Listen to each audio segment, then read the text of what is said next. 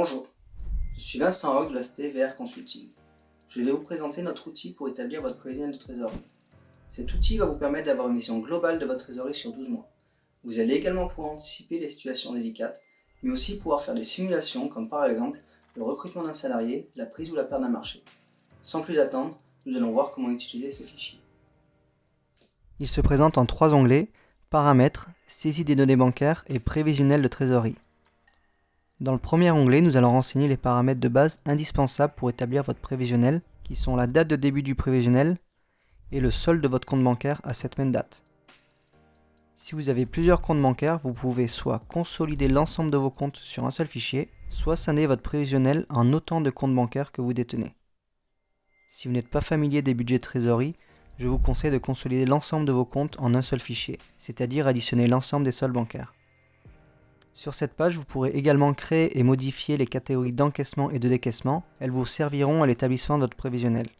Dans un premier temps, faites au plus simple en regroupant vos dépenses et recettes dans des catégories génériques.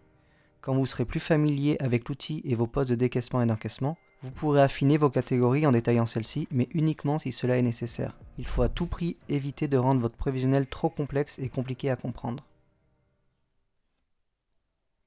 Nous passons au deuxième onglet, la saisie des données bancaires. Sur cette page, comme son nom l'indique, vous devrez saisir tous les flux apparaissant sur vos comptes bancaires. Il vous suffit pour cela de renseigner la date du jour et de saisir le solde des opérations apparaissant au débit et au crédit de votre banque. Si vous avez plusieurs comptes bancaires et que vous avez fait le choix de les consolider sur votre budget de trésorerie, je vous conseille dans ce cas de rentrer les données de chaque banque sur des lignes séparées, qui seront bien entendu toutes à la même date. Cela vous aidera à éviter de faire des erreurs de calcul et de saisie. Dans l'idéal, il faudrait mettre à jour vos données bancaires tous les jours, mais une mise à jour 2 fois par semaine, par exemple les lundis et jeudis, pourrait suffire.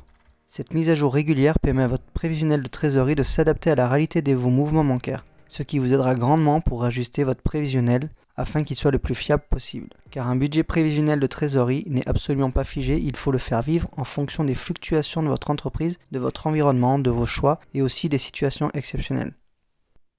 Nous allons voir maintenant comment créer votre budget de trésorerie en allant sur le troisième et dernier onglet, le prévisionnel de trésorerie. Donc c'est ici que vous allez saisir les informations de votre prévisionnel.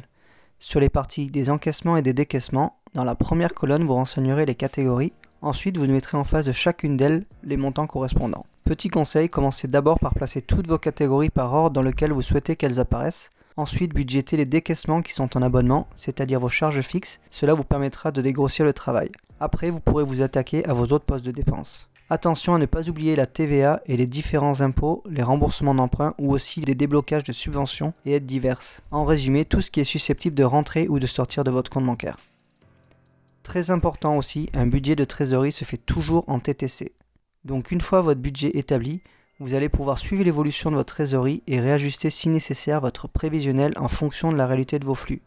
Afin de vous aider, dès qu'un mois se termine, les ajustements automatiques des écarts en fin de mois se calculent tout seuls et ils vous permettront de voir immédiatement si vos prévisions d'encaissement ou de décaissement sont conformes à la réalité. Il vous appartiendra de juger s'il est nécessaire ou non de réajuster votre budget pour les mois suivants. Pour ce faire, posez-vous une question simple, cet écart calculé correspond-il à un mouvement exceptionnel ou ce mouvement est amené à se répéter et si oui, sur quelle fréquence ? Ensuite, la partie graphique est là pour que vous ayez un aperçu visuel très rapide de la situation immédiate et à venir de votre trésorerie et des flux entrants et sortants. La courbe du graphique vous donnera l'évolution de votre trésorerie sur les prochains mois en tenant compte des données réelles et prévisionnelles. Quant au graphique en histogramme, il vous donnera la position des flux réels par rapport aux flux prévisionnels, vous permettant de voir très rapidement où est-ce que se situent les encaissements et décaissements réels par rapport à vos prévisions.